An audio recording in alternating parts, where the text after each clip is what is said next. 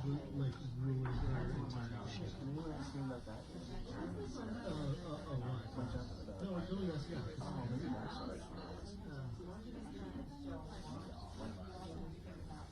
Is it conflicting your message that he's like the face of ever more radical party?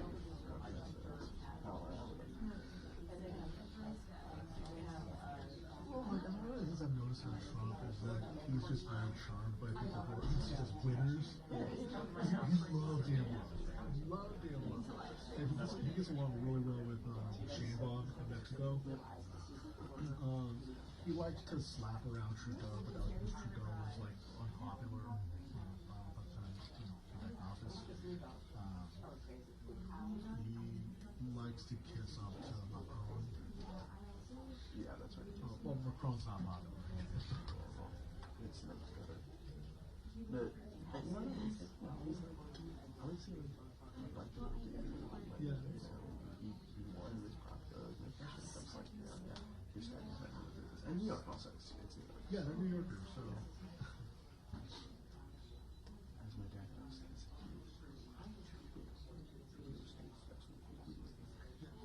Zoro's from Queens. Yeah, that's right. He's restoring, yeah, because like I think Zoro's from Astoria, and then Trump is from Jamaica, Queens.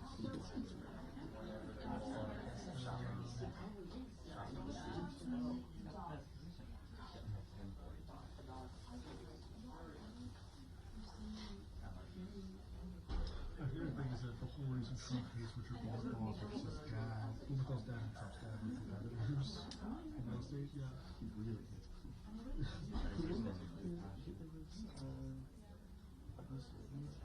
the blue slip, and it was just 90%.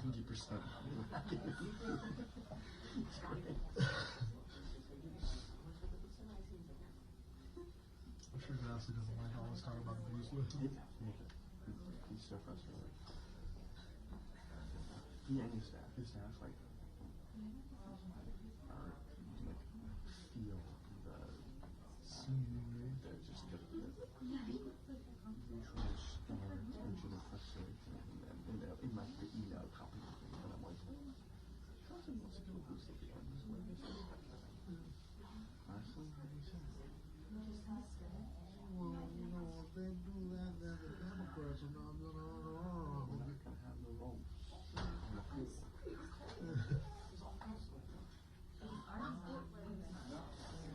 This is something that Trump will not let die, but it's just it's like the filibuster. Yes, exactly. It's the thing. It is that. It's more arcane and like ancient, but actually, maybe it's not ancient. Oh, we get Byzantine. Excellent.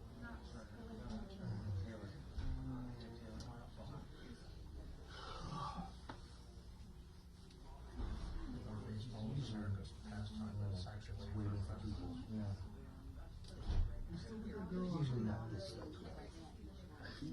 Dumb to me. He's 20 minutes. Oh, be 2 weeks on. It's coming. You know, when you saw you laid it out for me, I was kind of like, yeah, this is not. You know, it's the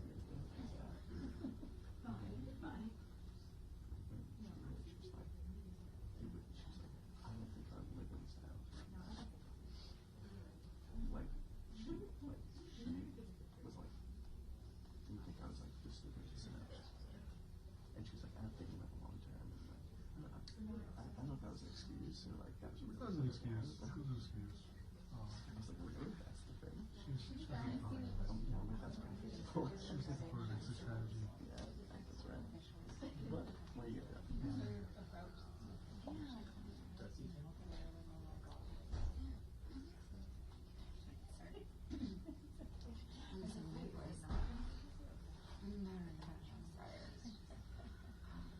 You're kind of late.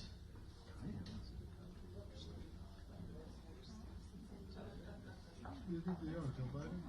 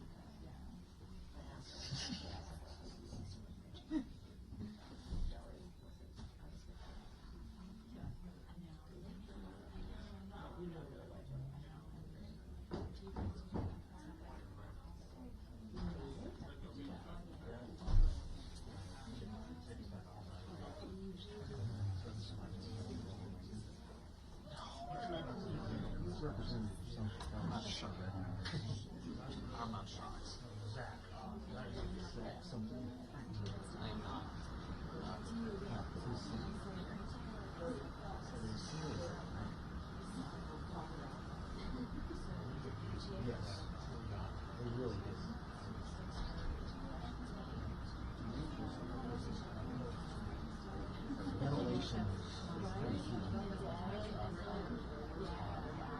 It turned out to be a split. I wasn't at that. The people get it, and everyone probably already.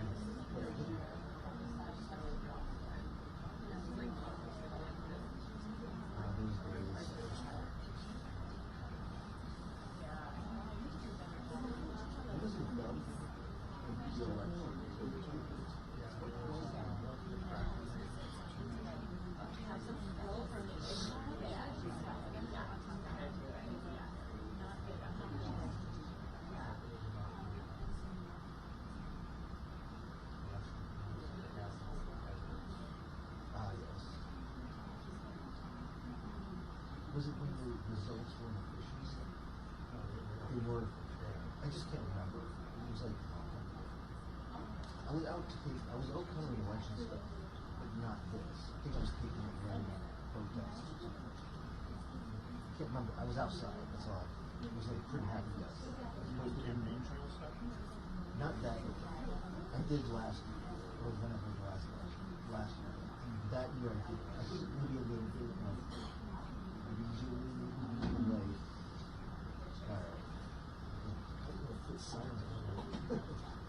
Shout out.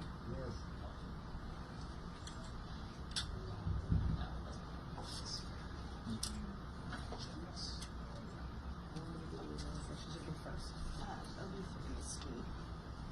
On this side.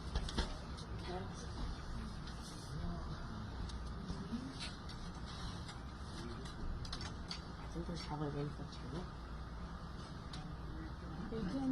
Should we try to shove it through? Just have the speaker hold it. I don't think we were good enough. No, we were 10 upstairs. And he was like, can we fit all 10? And I was like, oh, I don't think so. It's gonna be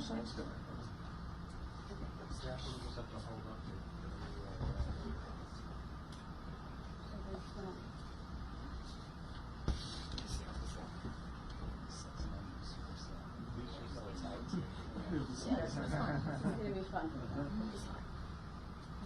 You just confirmed from the right there. It was fine.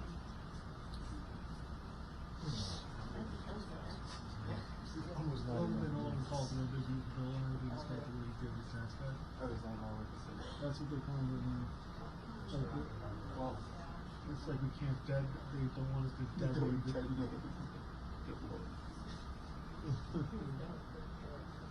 I'm gonna tweet that now.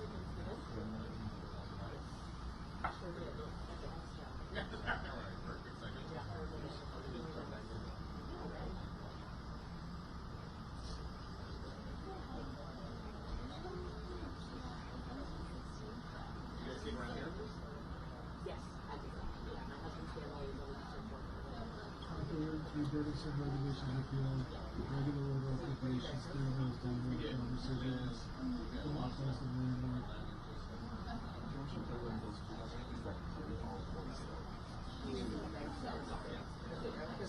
I know,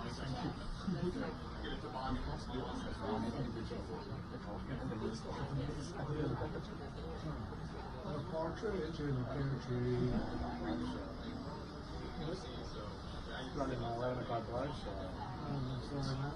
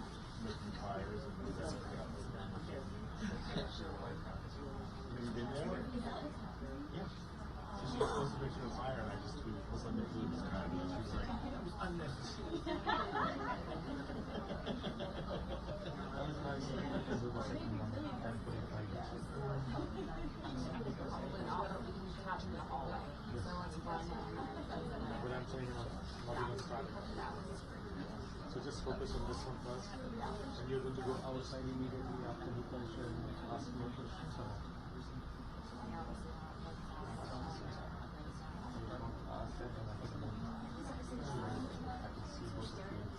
I don't want to take you back all the time. I want to see you play. If you elect me now,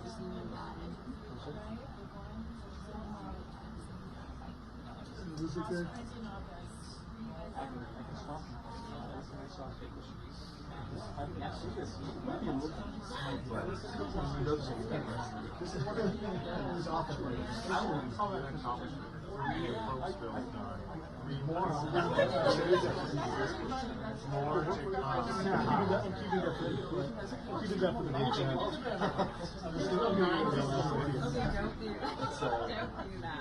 I'm just too cautious.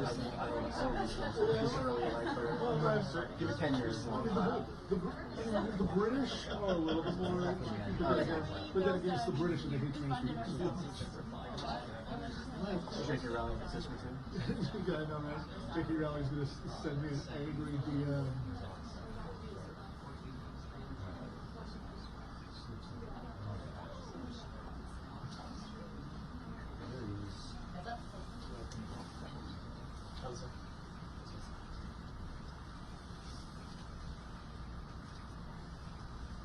Okay, who put the podium so high? And my box isn't here either. Get over here and turn it down. You want first? No. All right. Well, good morning, everybody. I hope you all had a happy Thanksgiving and got to spend some time with friends and family. Before I begin, though, I need to acknowledge the tragedy that struck Washington just before Thanksgiving. Our National Guard was attacked on American streets, and so was our nation's generosity, compassion, and sense of security. It was wrong. It will always be wrong. So please join me in praying for the families, first responders, and every guardsman still in our capital today. Now, to the work before us in the House. Millions of Americans just returned from Thanksgiving on a holiday where they watched get more expensive every year under Joe Biden. His policies sent prices on gas, groceries, and everyday essentials through the roof. While things aren't fully back to normal, families are finally feeling relief this year because of the Republican affordability agenda. Thanksgiving costs were down 5% this year. Turkey dropped 16%, and gas prices hit a 4-year low, making it easier for families to gather. But we're not done. This week, House Republicans are taking direct aim at Washington's red tape that is crushing small businesses and draining household budgets. So think of this. Small businesses now pay nearly $14,700 per employee just to comply with federal rules. Meanwhile, families lose more than $16,000 a year to hidden regulatory taxes. And that's just unacceptable. So House Republicans are acting. Our affordability agenda will move forward with the Dump Red Tape Act and the Small Business Regulatory Reduction Act. These are real reforms to roll back Washington's overreach and put power back where it belongs. The power needs to be with the workers, with the families, and with the job creators, not with the government. Democrats created this affordability crisis. They buried families under regulations, spent trillions on pet projects, and siphoned off Americans' hard-earned money to appease their radical base. We're not letting that stand. House Republicans are actually cleaning up Bidenomics. We're ending Biden inflation and restoring an America that working families can afford to thrive again. Thank you. Mr. Nunn. Hey, thank you very much, Chairwoman. This week we're going to be running some very important legislation particularly dealing with the Communist Party of China. I'm so thankful for our leadership team standing up to this. And let me tell you a little bit about what's happening in the heart of the heartland, right here in Iowa. Look, I started off my career as a counterintelligence officer for 20 years. I worked directly inside China, and we saw what Communist China brought to the United States, not just in the buying of farmland, but literally sending agents to my district and pulling corn seed out of the ground so they could replicate it back home. But now they're not just growing or coming after what we grow in our fields, they're coming after what we grow in our classrooms. Most recently, a group from Des Moines Public Schools was taken on an all-expense-paid trip to be inside China. But the Chinese weren't there under the facade of friendship. They were there to collect information, to exploit, and to manipulate. They forced these kids to hand over their digital information, required them to use WeChat, an internal public server for China, started an early process of cultivation, and in the counterespionage world, we consider this source recruitment. Consistently, I've had parents across Iowa say, how is this allowed to happen? And the simple truth is, there's no law preventing it. The Chinese government is creating a series of shell organizations to recruit kids to come to China and then exploit them the moment they set down in soil inside Beijing. This has to stop. I'm so proud of this team for helping us stand up to what the Politburo in Beijing is trying to do to kids in Des Moines, Iowa, and across our country. We have the opportunity not only to push back, but to send a strong signal that we have a friendship opportunity with China that is real, but we will not stand by while Chinese communist agents attempt to recruit kids for future exploitation. Whether it's in ag or whether it's in the classroom, we have the opportunity to say no, and this team has stood up to do it. Thank you very much, Mr. Speaker, for your leadership. Thank you. $1 billion. That's how much money has been stolen from the hardworking taxpayers in my home state of Minnesota. And if that's not egregious enough, some of these taxpayer dollars have allegedly been diverted to al-Shabaab terrorists. Under the failed leadership of Tim Walz, Minnesota has become a hotbed for fraud. We knew it was bad, but now, thanks to the work of our new U.S. Attorney for Minnesota, the true size and scope of the crimes is being brought to light, finally. $250 million in the feeding our children scandal. The largest pandemic fraud case, by the way, in the country. $14 million robbed by a woman who fraudulently diagnosed Somali children with autism, then billed the taxpayer for the services that were never provided. Over $5 million stolen by individuals falsely claiming to provide housing assistance to those in need. These are just some of the fraud schemes that have been federally charged, and I want to emphasize that because our failed governor tried to claim that he's been prosecuting. He hasn't even investigated. There are even more, by the way, that are under investigation, including 80 autism clinics that are currently under investigation. Career fraud prosecutor and former acting U.S. Attorney for Minnesota, Joe Thompson, said the amount of fraud, quote, takes my breath away.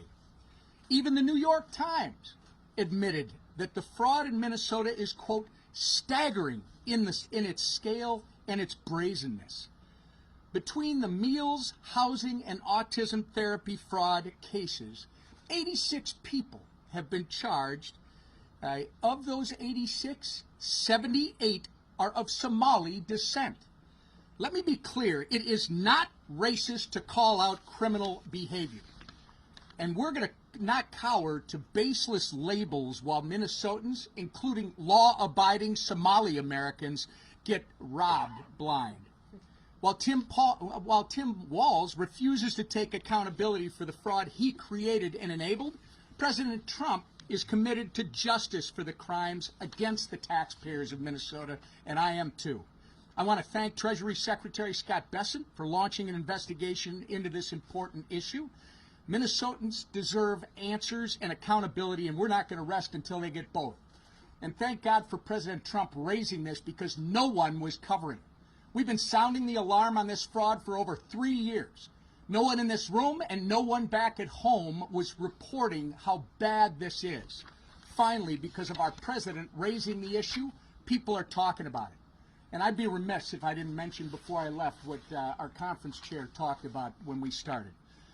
My wife Jackie and I are praying for the family of Sarah Bergstrom as they grieve this infuriating and unfathomable loss. We're also praying for Andrew Wolf as he continues to fight for his life. These two guardsmen are heroes who answered the call to keep this city safe. Justice must be executed swiftly for this heinous and targeted act. And with that, I yield to the leader. Thank you, Whip. Our country was shocked the day before Thanksgiving to see just a senseless, violent act of this tragedy attack on our National Guardsmen here in D.C., the West Virginia National Guardsmen that were both attacked for just doing their jobs and keeping D.C. safe. I, too, want to extend my prayers and sympathy to Sarah Bergstrom's family for the horrible loss of her life and just senseless loss of life for such a young girl with great promise. And then, of course, Andrew Wolf, who is still at the hospital fighting for his life from the gunshot wounds that he suffered. And we keep him in our prayers, his family as well, and pray that he is able to recover and come back. And I know the people of West Virginia share that. The people of America share those prayers. This week we have a number of bills we're bringing to the floor to continue to address some of the problems that were created by the Biden administration that drove up inflation, that drove up higher costs. We saw so many ridiculous rules and regulations that added cost to the products we buy, our small businesses that were under attack. And so this week we're bringing a number of bills to reduce those regulatory attacks on small businesses. Giving small businesses relief also gives families relief in terms of lower costs.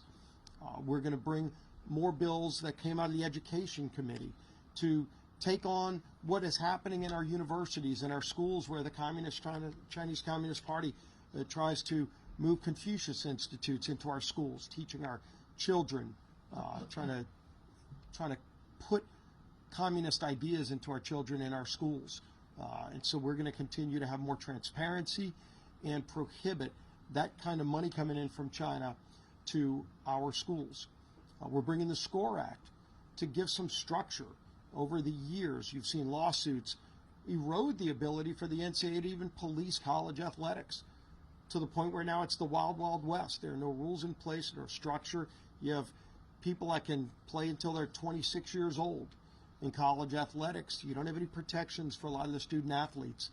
And so we first restore the ability for policing through the NCAA. Congress won't be doing the regulations. It will be the NCAA having the ability to police college athletics again. We also protect women's sports. We protect Olympic sports by ensuring that you have an equal number of women's sports to men's sports, that you have a minimum number of sports, so that a lot of the Olympic sports that are so important to our country as we see the Olympics coming up here again. In many cases, our Olympians come from the college ranks, and so we protect that too. And again, just putting structure in place for what is right now Wild Wild West atmosphere. And we're going to continue to work on healthcare proposals to ensure that families have choices and lower premiums. That's what Republicans care about. Democrats have never cared about that since they passed the Affordable Care Act and all the broken promises and lies that went with it. If you like what you have, you can keep it. Probably the most broken promise in all of politics, where millions of families lost the good health care plans that they liked because of the Affordable Care Act. And of course, there's nothing affordable about the Affordable Care Act. All we've seen is increased cost, 80% premium increases. Democrats just concerned about bailing out insurance companies who get record profits while families see higher premiums because of that failed law. What we want to do is give families options, lower premiums for families. And again, we've brought some bills to the floor already. We're going to keep bringing bills to the floor to do those two things, to lower premiums for families and give them options so that they can get what's best for their families. They don't have to be enforced into a plan that the government tells them they have to be in that's too expensive for them and doesn't work for their family. they can buy whatever they want that makes sense for them and for their family. So we're going to continue to work on that too as we move an aggressive agenda, and that agenda is led by our Speaker, Mike Johnson. Thank you, Mr. Leader, this leadership team, Colonel Nunn, for being here with us this morning. There is a lot going on, and we want to give you some updates on things. I hope everybody had a blessed Thanksgiving. It is true that our hearts were heavy, of course, with Sarah and Andrew, these two selfless National Guardsmen who were senselessly attacked while they volunteered for service to defend the rest of their fellow Americans, and they literally took bullets for it. And so our prayers are with Andrew as he recovers, and our hearts and prayers are with the family of Sarah. It reminds us that freedom isn't free, and some people make the ultimate sacrifice so the rest of us can have that. You know, I was reminding our conference this morning, 1789, our first president, George Washington, was the first to issue a national day of thanksgiving and prayer, a proclamation. And he declared that because the Congress requested it of him. And of course, Washington was the first and best person to do that, to start the tradition.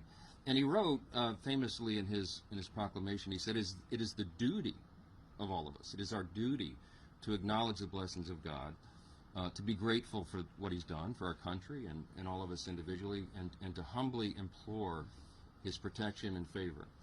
It's never been more important to do that, and it's a great reminder. Thanksgiving is a uniquely American holiday, as we know, and it's a great time to sit around the table and be reminded of those blessings, and chief among them is the freedom that we enjoy, and we do not take that for granted. So it's proper, appropriate for us to acknowledge those sacrifices. Now, there's a lot going on across the country. There's a special election in Tennessee today, you may have heard, Tennessee's 7th District. I spent all day there yesterday. I think it was 10 hours and 12 events, I think. I was with Matt Van Epps, our Republican extraordinary candidate for the seat there that is open and will be filled today in the election. He's running against someone who truly is, by any objective measure, a real radical. She famously said that she hates Nashville, which is the largest city in the district, which is kind of an interesting campaign strategy, and hates country music. You know, it's Tennessee. So Matt Van Epps is an extraordinary candidate by contrast. He is a lieutenant colonel in the Tennessee Army National Guard. He's a combat veteran. He flew combat missions, deployed 8 times over to the Middle East, and dodged missiles and bullets for his country. He worked in Tennessee state government and is a highly capable, competent, calm, common sense conservative. He's exactly what that district needs. We're excited for him, devoted husband and father, America First patriot. So I'm just, hey, if you're in Tennessee's 7th District, Nashville, and 14 counties, go vote today. It matters. Special elections are strange animals, and anything can happen. And when you're in a deep red district, sometimes people assume that the Republican, the conservative will win, and you cannot assume that because anything can happen. So we encourage everybody to go out there and make that happen. The people are fired up. I was there and really enjoyed the energy there. We're going to see that across the country next week as we go into this very important midterm election next year. I mean, in all the weeks ahead. And as we go into that election, remembering again how important all of this is. And as we put some posters up here to remind you and remind all of ourselves what an extraordinary run we've had in the 119th Congress. Now, in spite of the fact that we had razor-thin majority, I mean, it many times, as you know, 1 or 2 vote margin, we still have had one of the most consequential Congresses in the great history of this extraordinary nation. And you know, if you look at what has been accomplished for the first 10 months of this term, this year, the 119th Congress, this new administration, you could stack that up against any Congress in history. I think it's probably in the top 5 in terms of marquee landmark achievements. And, you know, part of our, both a blessing and a curse is we did so much of it in the One Big Beautiful Bill, the Working Families Tax Cut. There's so much to talk about. It's as if it just got brushed aside. But the component pieces of that is some of the most nation-shaping, productive, pro-growth policies that have ever occurred to help all Americans. And we look forward to all the provisions of that bill being implemented beginning really in earnest in the first part of the year. And so the first quarter, second quarter will be a very different scenario. But we're excited to go through that. We can't fix everything overnight. And the Biden-Harris administration, as we said so many times, in 4 years really destroyed almost every metric of public policy. Don't go flip a switch to do that. It takes some time. And we've been working earnestly and around the clock to do that, to work on solutions, to solve all those problems, and to make government more efficient and effective, and responsive. Republicans have been delivering and working to bring down costs for American families, to fix the Democrats' broken health care system, and to rid our streets of violent criminals and dangerous illegal aliens. All this has been our goal since January, and we've been delivering. And as the year comes to an end, we started to reflect upon what we've done in that first 10 months and ultimately the first 12 months, and it's really something. The Working Families Tax Cut, let me just tell you some of the components of that, because people seem to have forgotten. It was a permanent extension of the 2017 tax cuts, which is collectively it's the biggest tax cut in U.S. history. Had we not passed the big bill, we would have had a $5 trillion tax increase on all hardworking American families as that expired in December. It was a marquee achievement. We also in that included permanent estate tax relief extensions. We had landmark Medicaid program reforms, which the CBO has said is going to save $185 billion and reduce premiums on everybody for their health care. We expanded the SNAP work requirements to get ineligible recipients off, young able-bodied men with no dependents or health problems. They shouldn't be riding the wagon, and they won't anymore. In the bill, we increased border enforcement and funding, generational investment in those things, and it's worked, because guess what? The border is sealed. We don't have all these illegals coming across the border anymore. We included no tax on tips, no tax on overtime, increased standard deduction for seniors, free tax savings accounts for every child born in America, which we'll be announcing at the White House in an event this afternoon. Business tax provisions to incentivize investments and innovation. That's all in the bill and much more. We codified 67 of President Trump's America First executive orders so far, and there are many more to come.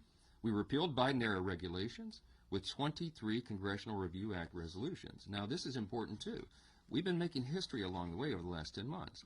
In the entire time that CRAs, Congressional Review Acts, have been part of the law, only 20 had been signed into law since the inception of that instrument. This year alone, we have already passed 23 of those out of the House, and 16 of those have been signed into law. That's a big thing.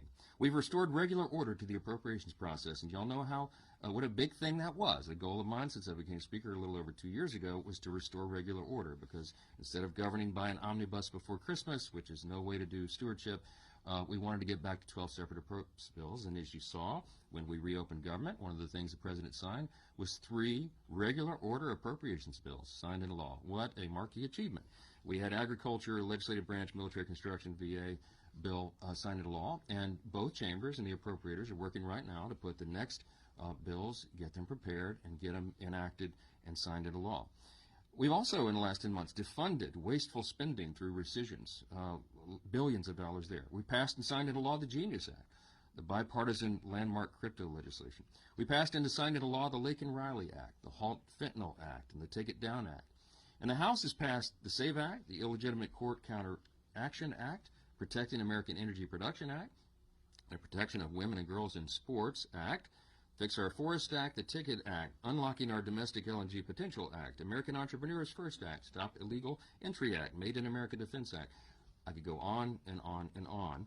Remember, these are just the top lines. The House has passed 331 pieces of legislation this year that will directly improve the quality of life for millions of American families. And that's a lot to be thankful for. By the way, just this week, as was mentioned earlier, President Trump is signing into law the IRS Math and Taxpayer Help Act. It received little fanfare in the media, but it's a bill that will provide taxpayers fairer treatment when corresponding with the IRS regarding tax returns, and that's a big thing as we go into tax season in the first quarter. It's the type of work that House Republicans are doing here every day in these halls. We're working on real solutions to real problems for our constituents.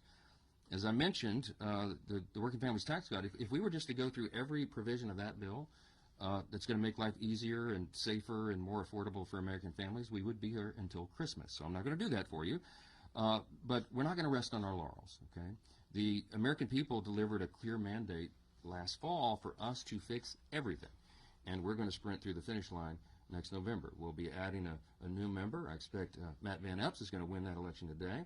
And we will bring our freshman class of Republicans up to the number of 36, adding another vote to that margin every single day, and we'll keep working. We're more confident than ever that the Working Families Tax Cut provisions are implemented as that happens in the first quarter, second quarter. American families begin to receive financial relief, Republicans are not just going to hold on to the majority. We're going to grow it. And over the next weeks and months, House Republicans will advance legislation to continue to bring down the cost of health care for working families, to ensure our fighting force remains the most lethal and the best prepared in the world, and to fully fund the government for the upcoming fiscal year in a responsible way while maintaining good stewardship of taxpayer resources. This week, as the leader mentioned, we'll pass legislation to reduce the regulatory burden on small businesses further, to keep the Chinese Communist Party out of America's classrooms. That's a big and important endeavor. And to establish a landmark nationwide NIL framework for collegiate athletics and empower student athletes to maximize their college experience. Despite the unrelenting stream of palace intrigue stories that fill the pages of your publications, House Republicans remain united and focused on delivering results for our constituents. That's how we've gotten this done. That's how we'll continue to do it. And that will be happening in earnest in the weeks and months to come. So we'll take a few questions if you have them. Okay. You're so eager. I got to get it. We have a relationship at this point. First off, happy Thanksgiving as well. But quick question: what are your thoughts about, and not related to the Minnesota welfare scandal, but specifically, what are your thoughts about President Trump calling Governor Walz retarded? Well, look, that's not the word that I would choose. I think his reaction was probably a spontaneous one to the enormous amount of fraud that was announced there. We're thinking it may be, could be $2 billion.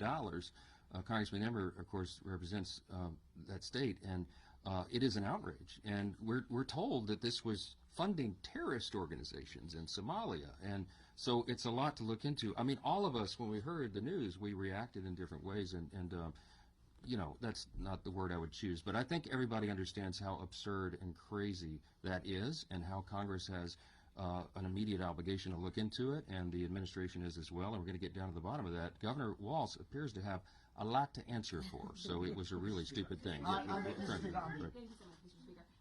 You talked a lot about your accomplishments, and one you didn't mention is the SAVE Act, which the House has passed twice. It's still awaiting action in the Senate for some reason.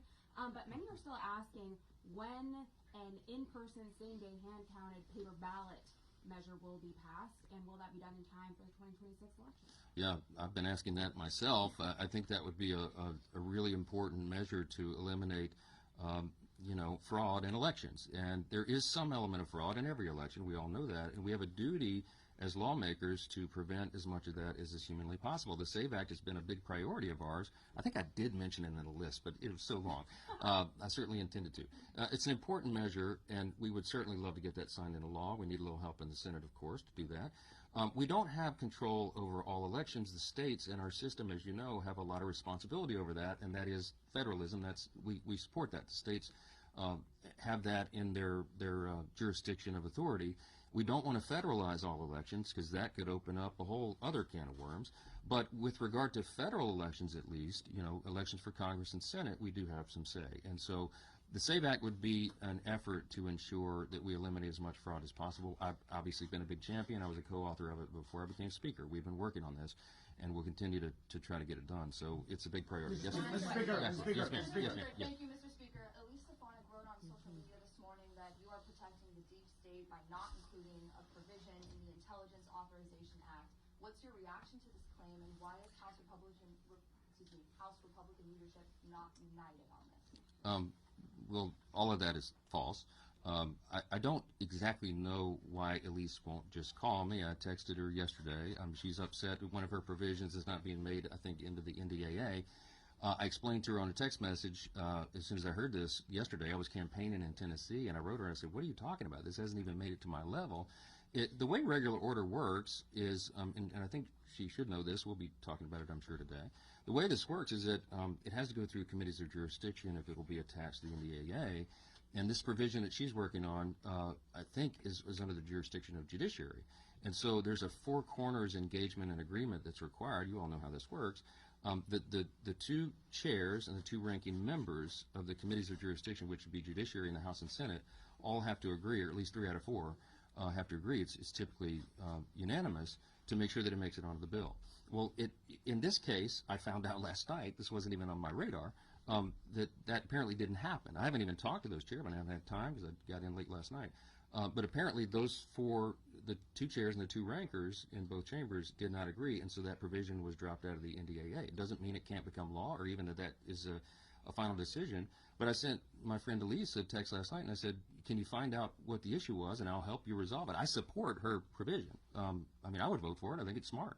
And I'm not sure exactly why it wasn't included. So I don't know why she's frustrated with me. I literally had nothing to do with it.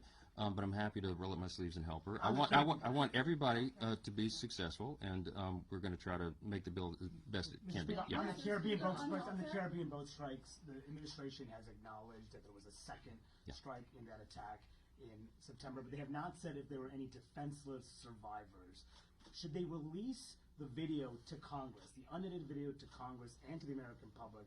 And two, if the defenseless survivors were killed, would that constitute a violation of the laws of war? I'm not going to prejudge any of that. As you know, both of the Armed Services Committee and the Senate and the House will be having hearings on this to review, and that's their role.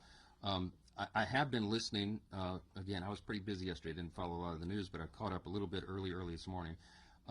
That my assessment of this, my understanding is that most of the people that have looked at this, at least in a preliminary review, say that the admiral who ordered the second strike thought it was necessary to complete the mission. He's a highly decorated, highly respected admiral in the Navy, and he made that call. And so, we're going to have to look at that. I'm sure Congress has a right to look at it. I don't know how much of the tape should be released because I'm not sure how much is sensitive with regard to national security and all that. I haven't had a chance to review it, so I'm not going to prejudge it. But I will say that, it's not an unprecedented thing. One of the things I was reminded of this morning is that under Barack Obama, President Obama, he had, I think, over 550 drone strikes on people who were targeted as enemies of the country, and nobody ever questioned it, okay? And secondary strikes are not unusual. It has to happen if a mission is going to be completed. So I haven't reviewed the scope of the mission. I haven't reviewed that particular strike. I don't know what went into the Admiral's decision matrix. But it's something that Congress will look at, and we'll do that in the regular process and order. I think it's very important for everybody to reserve judgment and not leap to conclusions until you have all the facts, and that's what we'll be uncovering. Yes. Secretary has to testify. Thank you, Mr. Speaker. The question is a little bit self-serving. It's Giving Tuesday, and so just asking everyone to consider perhaps public television among the many worthy charities. Louisiana Public Television, one of the best. Yes, there's a plea to give to public television for Giving Tuesday. Okay. And then on healthcare, two of your members came out of the meeting just now and told me that it was their impression that the House Republicans are likely to get on board some kind of short-term extension for the subsidies while you work out long-term reform. They weren't members who love that idea, but they said it looks like that might be necessary. Where do you think things stand, and could something come before the House by the end of the year? I don't know who you talked to, but they might have left early. I was up there for quite a bit today. We were talking about a lot of issues, and what I said, we didn't commit to that. What I said is, when you have, this is just practical, okay? When you have a razor-thin majority, which we have, this is not like the old days. In the old days, they had 30, 40-seat majorities, and so 4 leaders could go in a back room, create the agenda, and hoist it upon everybody and say, this is what you're doing. And if 20 or 25 people disagreed, they said, so what? Go jump in the Potomac. We're moving forward. Okay, it doesn't work that way, right? And when in an era of small margins, I literally have to get almost every person in the room on board. Now, healthcare is a very complex issue. And I don't want to point this out. Look, it is not the Republicans who broke American healthcare. Next week, we'll go into this in real detail, and I'll show you the whole timeline. The Democrats broke healthcare, okay? When they created the Unaffordable Care Act 15 years ago, they promised you that everybody could keep your plan, keep your doctor if you want it, and that your premiums would be reduced on average by $2,500. Exactly the opposite was the truth, and premiums have risen in some cases 60, 80% over that time. They broke the system, and every time the Democrats have gone in to try to subsidize the broken system, they've spent more and more taxpayer dollars, and they've been wasted. The COVID-era subsidy only affects 7% of Americans, okay? All this hullabaloo is over 7%. Now, every American, 100% of Americans need their health care costs to come down. Republicans have ideas to do that. Now, what I've got to do is build consensus deliberately around the best ideas, and we've been working on that. The majority leader has been quarterbacking this effort with the chairman of the committees of jurisdiction, with the Docs Caucus, and with individual members who this is their passion, and they really spend a lot of time thinking and working on it. And we're pulling those ideas together, and there will be a Republican response to this, okay? So I can't project in advance what that will be, because I don't know what the consensus is in that room, but you will see our sleeves rolled up and that work being done in earnest this week as we bring all that together. I told everybody we are going to respond. We understand the need of bringing down healthcare costs and at the same time raising access to care and quality of care. The Republican Party is the party that can do that. The Democrats have demonstrated for 15 years they broke the system and they keep doubling down on the broken system, okay? Hey, and guess what? If you love your Obamacare, you'll get to keep it, okay? We're going to improve the system for Americans, and we have good ideas to do it. We have a lot of thoughtful people working on this, and we'll be pulling it together. So no, the answer is no, I did not project any outcome of this morning. We were talking about the various ideas, and we're working right now. People are very passionate about this, and they should be, because their constituents understand the necessity of it. So we'll keep doing that. Thank you all so much, and be more later today. The Tigers. Do you know that the Somali Autism Society, they actually work on helping Somalis get properly diagnosed? They're with the Minnesota Autism Society. By the way, the fraudsters have put real autism claims at risk. No, I know, but there's a charity that actually focuses to counteract the misinformation. Do you know about them? The misinformation? No, the misdiagnosis I meant to say. Like, there's actually really good. You should check them out. We're working with actual Somalis that are impacted. Yeah, I know, yeah. I was trying to help them. Yeah, because I'm only different with the Somali Autism Society in Minnesota.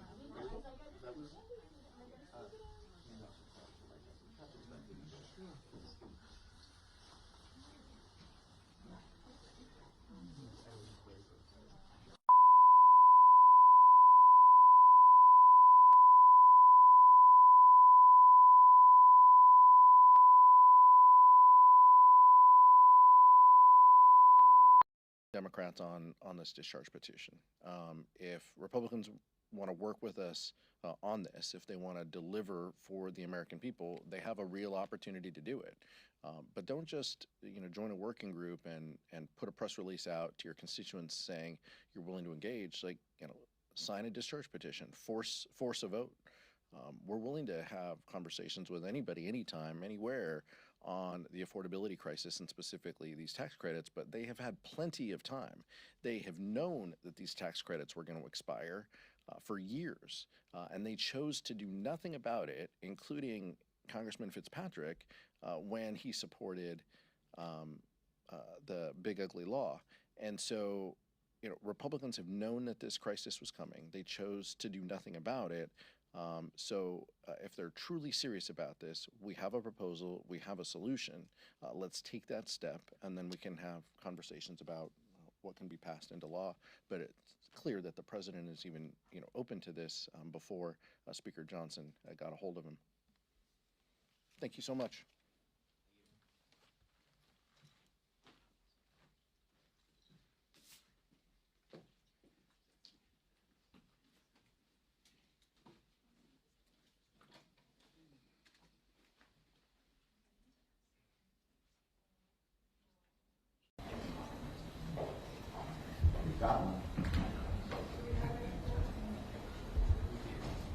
Hello, my name is Catherine Kaiser. I'm a proud Cuban American and alumni of Miami-Dade Honors College at the Wilson campus. So I actually used to spend 2 years of my life walking past this exact plot of land that is being handed off. I would like to express, sorry, I don't have any notes for this talk. I'm just speaking from my heart and my opinions, and I appreciate you all being here to listen, hopefully very earnestly to that. And I would just like to express that I think that Miami-Dade College, when I attended, was a champion of immigrants and diversity, and that is something that I've always been very proud of. And to hear that our Board of Trustees would